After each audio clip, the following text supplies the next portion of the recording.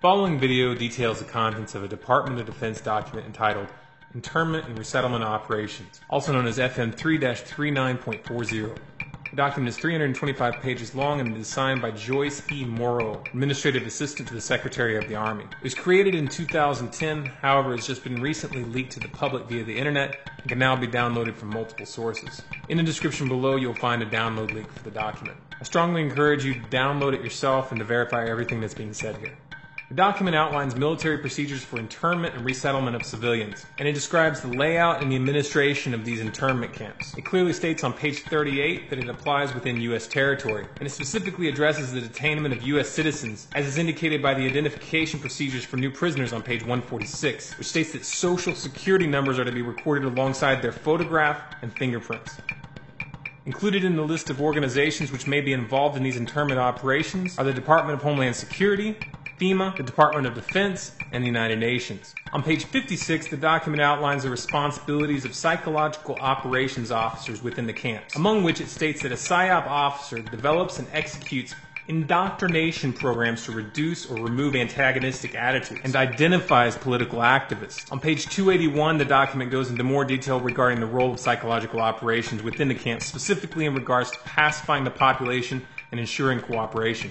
On page 238, it gives the conditions for the use of deadly force in such camps. Among the justifications for lethal force, it includes to terminate an active escape attempt. That point right there should make it clear that these camps are not benevolent disaster relief type facilities. On page 244, the document calls for the use of snipers during riots to, quote, scan a crowd and identify agitators and riot leaders for apprehension and fire lethal rounds if warranted. On page 260, it shows the basic layout for a facility focusing on detainment. It is depicted with interrogation areas, tribunal areas, and mortuaries. Each detainment facility is designed to hold 4,000 prisoners, and they are depicted with multiple levels of barbed wire separating compartments within the facilities, with a double barbed wire fence enclosing them, and watched over by 24 guard towers. On page 261, the document depicts the layout for what they call civilian resettlement facilities, which are designed to house 8,000 people. Though it uses the word resettlement, the plans show multiple levels of barbed wire dividing the sections of the facility, with double barbed wire fencing on the outside, as well as 16 guard towers.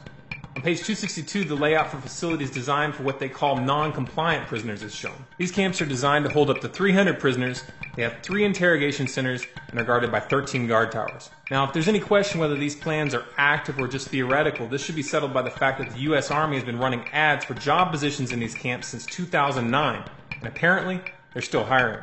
Once again, if you look in the description, you'll find all the links you need to verify this information. It's important to note here that this document was created in 2010, which was under the Obama administration, and it predates the NDAA of 2012, which authorized military detainment of U.S. citizens. This clearly shows a long-term agenda at work. If you believe that this is important information for people to know about, then please share this video with as many people as you can. Share it on Facebook and on Twitter. Send it in emails to friends and family. Especially send it to anyone you know within the police and military. A smart strategy would be to download the PDF yourself and email it to people as an attachment with a link to this video so that they know how to navigate the document.